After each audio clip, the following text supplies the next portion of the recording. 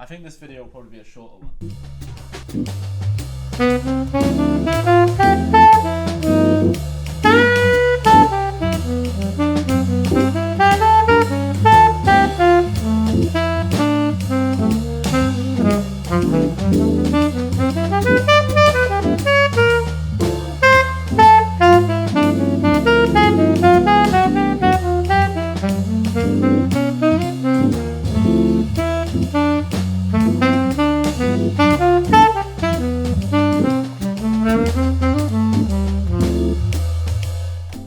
So what if I told you in that short clip there you heard me playing a major 251 and a minor 251 and practicing it at the same time? To the trained ear, some of you probably may already know what that is I was playing. I was playing what we call a turnaround. But to those of you who don't know what that is, it's something that I think will really optimize your practice. Instead of practicing your 251s in a major key and your 251s separately in a minor key, you can put them together and practice both at the same time. Hi, welcome back to my channel. My name is RJ and I study at the Conservatoire here in Birmingham in the UK. And welcome back to my little video series where I'm sort of breaking down some of the key things I wish I had known back when I started jazz improvisation. This is all stuff that ultimately I've learned in the last 3-4 years since arriving at university. And I think it's stuff that if you could get to grips with this before arriving at university, or if you're just a sort of beginner intermediate, you know what your 251s are and you want to progress really quickly without any faff, then these videos I think will be perfect for you. So go check out my other content and I hope you enjoy this one. So in this video we're going to learn how to practice minor and major 251s at the same time using a simple turnaround which just loops forever. Sometimes this is something that I will sit and just play for half an hour and I'm just practicing my phrases, training my ear on these major 251 and minor 251 sounds. So, as usual, we're going to set a few lesson objectives so we can track our progress in this video. So the first lesson objective will be to just hear the difference between a major 251 and a minor 251. The second lesson objective will be to understand how they naturally connect. How can we pair a major 251 and a minor 251? And that will lead us on to our third lesson objective, is to be practicing both of those things at the same time. Because for me, I would often practice my major 251s and then I would practice my minor 251s. But ideally, if you can practice both of them at the same time, then that's the most beneficial way to practice these things. I'm hoping that you're at a stage where you already know this, but when it comes to a 5-1 or a 2-5-1, we have a major 2-5-1 and we have a minor 2-5-1. A major 2-5-1 being a 5-1 that resolves to a major key, and a minor 2-5-1 being the opposite of that, a 5-1 which resolves to a minor key. So what is a turnaround in that case? So let's say we go 2-5-1. How do we then get back to the 2? I think one of the key things in jazz is knowing that pretty much for any chord you have coming up, you can put the 5 of it in front of it and that will resolve you back to it. So let's say now we have 2, 5, 1. We're going to put the 5 of chord 2 before it to resolve back to the 2, to the 5, to the 1, resolve back to the 2, to the 5, to the 1, so on and so forth. So what is the 5 of chord 2? So in this example, I'm in my A major. Any piano players, you're in C major, and any B flat players, you're in D major. So we're going to talk in concert here. We're doing a 2-5-1 in C major. So the 2 is D minor, the 5 is G7, and the 1 is C major. So now we need to get back to D minor. So we're going to place the 5 before it. And because we're placing the 5 of D minor before it, this is going to be a minor 5-1. So what is the 5 of D? Well, let's just count up. 5 from D. D, E, F, G, A. Perfect. So we've now got A in front of it. So A in D is the 5. But we are actually overall, in the grand scheme of things, we are still in C major. So what is A in C? It is the 6 chord. So this gives us 2, 5, 1, 6, 2, 5, 1, 6, 2, 5, 1, 6, and that simply loops around forever. Okay, lovely. So there's no better way to explain this than just to jump straight into it. So what I'm going to show you in the next few minutes is I'm going to play a 2-5-1 in concert C major, a major 2-5-1, and then to show how we get back to the 2 chord, the D minor, I'm then just going to play on a separate clip a minor 2-5-1 in D minor. And then what we're going to do is we're going to merge the two together, so it becomes D minor, G7, the 5, C major, the 1, A7 altered or diminished or whatever you want, to get us back to resolving to the 2, and then that loops round. So here's me playing a C major concert 2-5-1.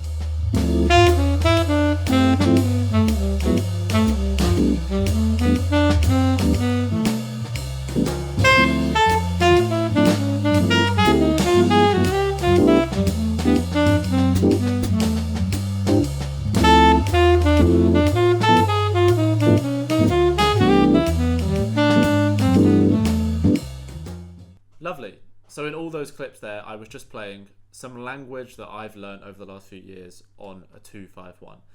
A couple of those may actually have been things that we've looked at in the last few videos.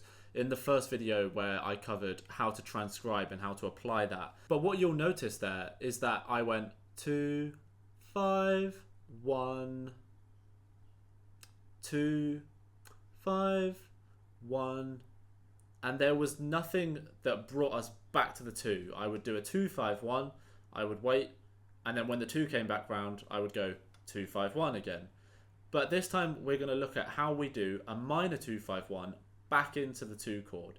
So let's have a think. The 2 chord is D minor for us in concert. So now I'm going to just show you on a backing track, a D minor backing track. I'm going to show you me playing a D minor 2-5-1. The key thing being the 5-1, but I will include the 2 as well.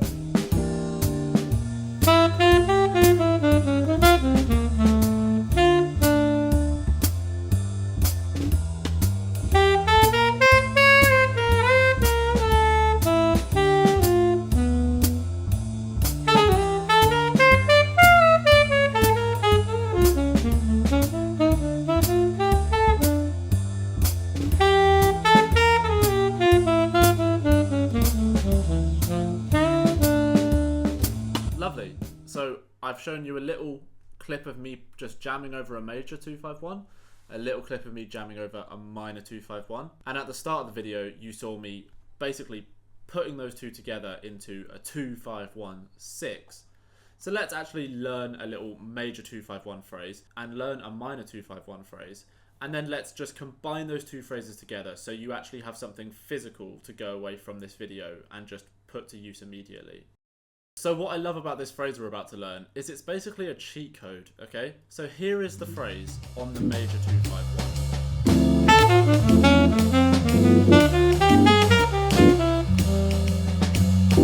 And again.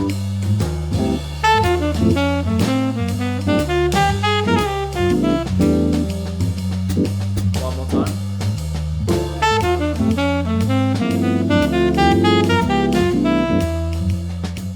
Lovely. So if we are doing this phrase on the major 2-5-1, let's have a little look at how this phrase works. On the 2 chord, our concert D minor, we just play the arpeggio 5, 3, 1, 5.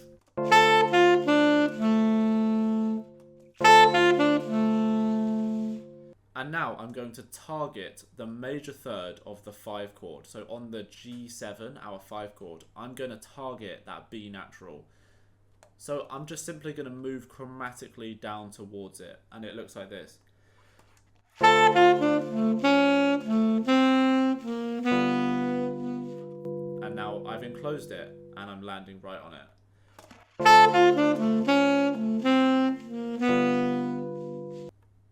And from landing on the 3, on the 5 chord, I'm now going. 3,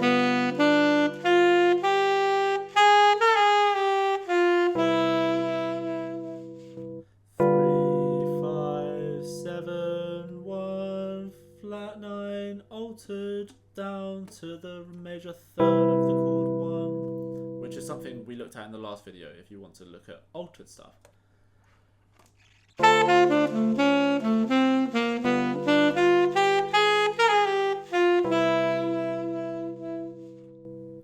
Lovely. So here's where the cheat comes in. I'm going to play it to you and you'll see exactly what it is that I'm doing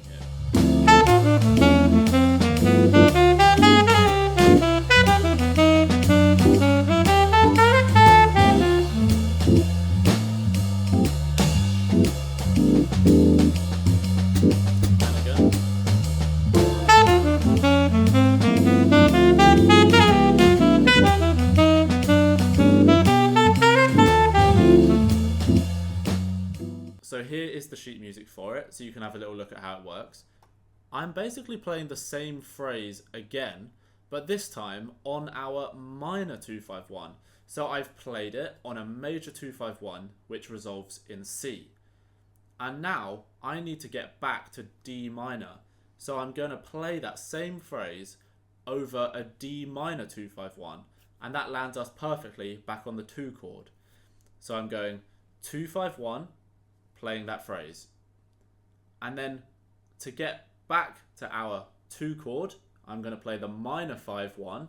I'm playing that same phrase on that.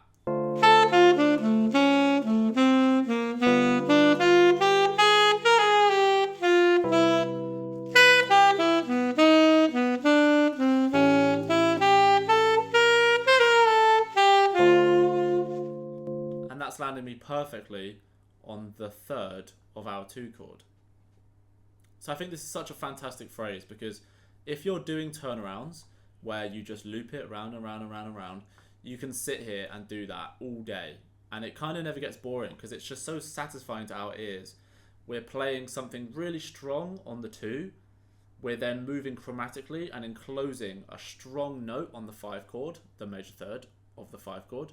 We're then playing something that resolves beautifully. We're coming up the 5 chord, we're playing a little bit of altered and we're resolving it really beautifully. And then we're just repeating that, but this time on a minor 251 to get us back to the 2 chord. I hope that makes sense. Okay, wonderful. So it would be fantastic if you could go away and just practice that and learn it. So what I'm going to do now, I'm going to provide some sheet music for it. I'm just going to play some of my favourite turnaround phrases that I really, really love. One of these comes from Ollie Wallace on Stablemate at the Christiania Jazz Club. So here's a clip of Ollie playing it. He actually has this phrase slightly differently, and I've actually extended it to really outline the tonality of that minor 251 that we're doing on the 6th chord. So here's a clip of him playing it.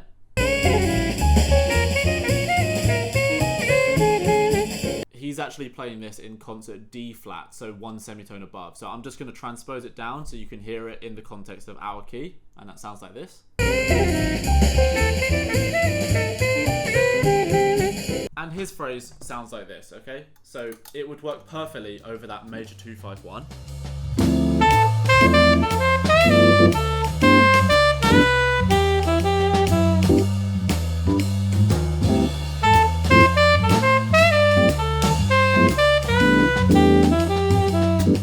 So what I'm doing is I'm going to add literally just 2 more notes to this, because he goes...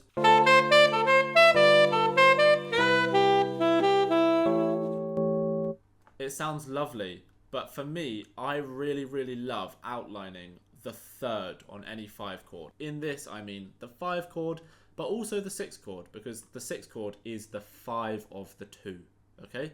So here's what I'm going to do. It's going to sound like this.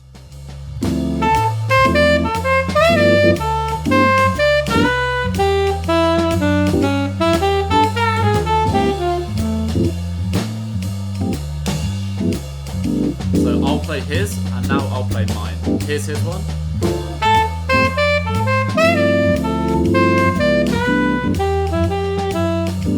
And now here's mine.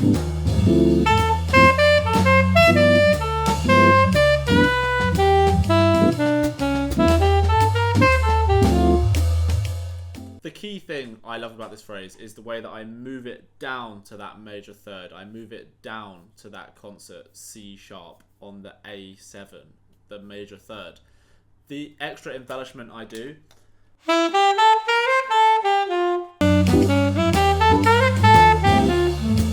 the key thing is that we're just hitting that major 3rd, and it gives us that really clear 6 sound.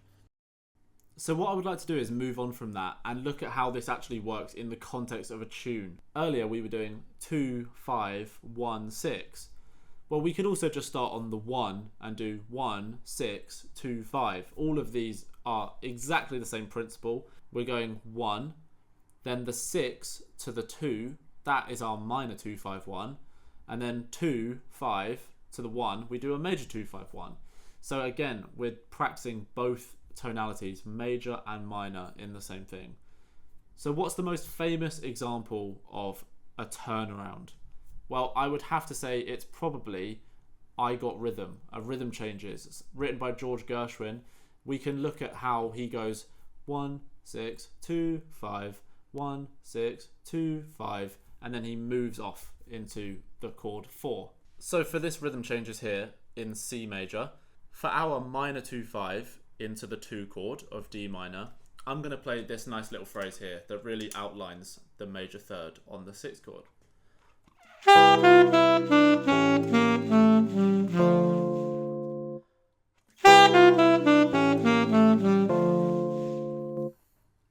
And then for our major 2, 5, 1 back to C major, I'm going to do this.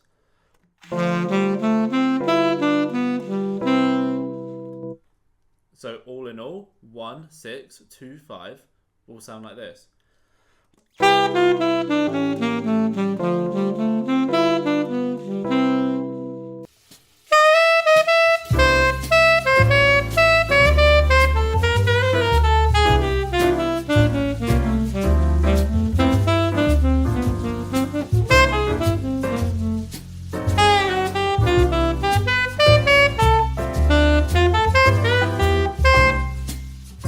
What did you like about that clip?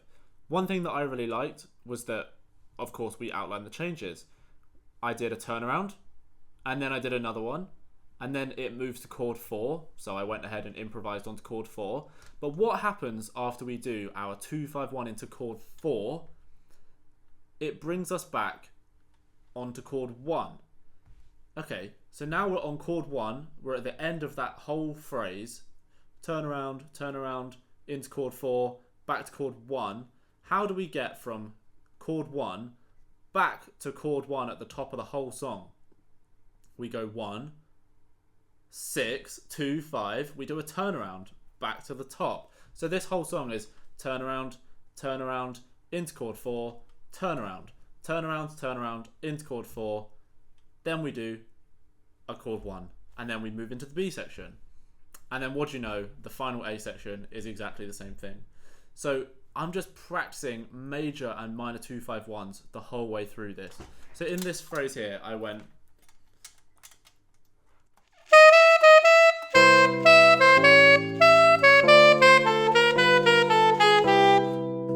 That in itself is 1. I'm outlining 6. Do da do do, outlining the 3rd on chord 5. Running chromatically, we're back on chord 1. That was our first turnaround.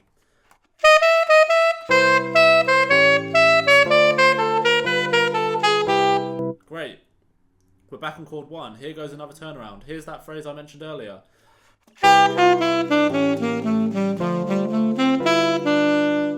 And whereas before, I might have gone if I wanted to go to chord 1. But here we now do a 2, 5, 1 into chord 4. So I just find myself a nice way to get onto that.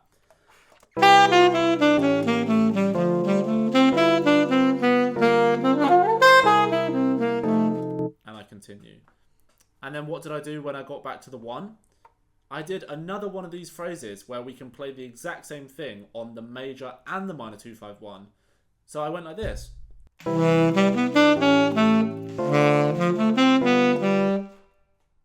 Isn't that cool? I'll play it up an octave.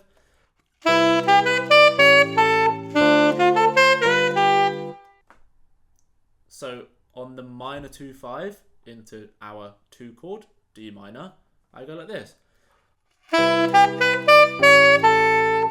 Up the 2, major 3rd 1.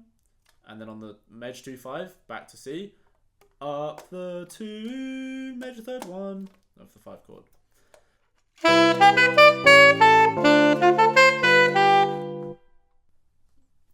Isn't it just great how that works? We just resolve to the 2, resolve to the 1, and it goes like that. I could basically do that through the entire form of rhythm changes, and I'll show that to you right now.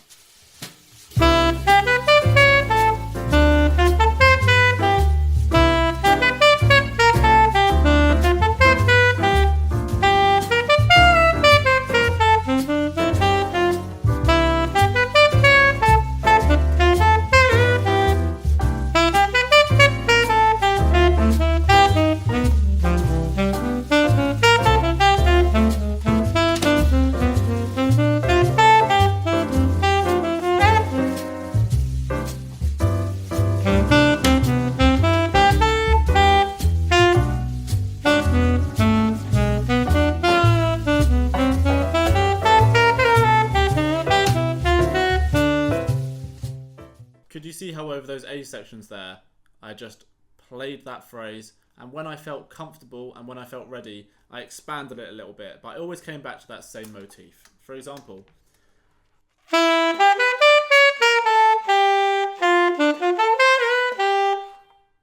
I'm still outlining, but I'm just adding a little enclosure here and there just to get us through it so it doesn't sound so standard.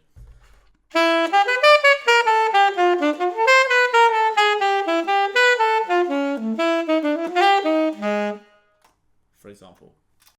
One thing I would like to make really, really clear is that we shouldn't be viewing this turnaround as 4 separate chords. In my mind, I'm in concert C major. If I wanted, on a rhythm changes there, for the first 4 bars, I could just play C major. I could have just played something like this.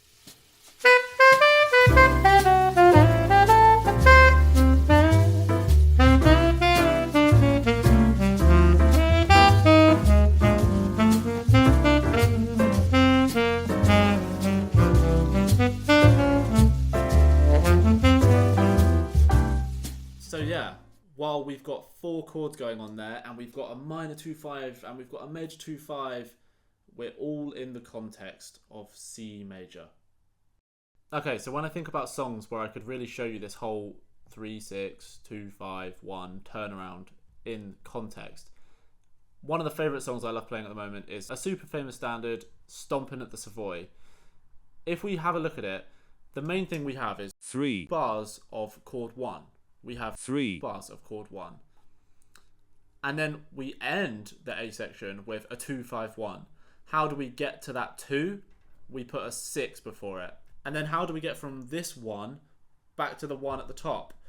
We do a 1, 6, 2, 5, a little minor 2-5 and a major 2-5, a turnaround back to the top, and it repeats like that. And I'm going to play that for you now.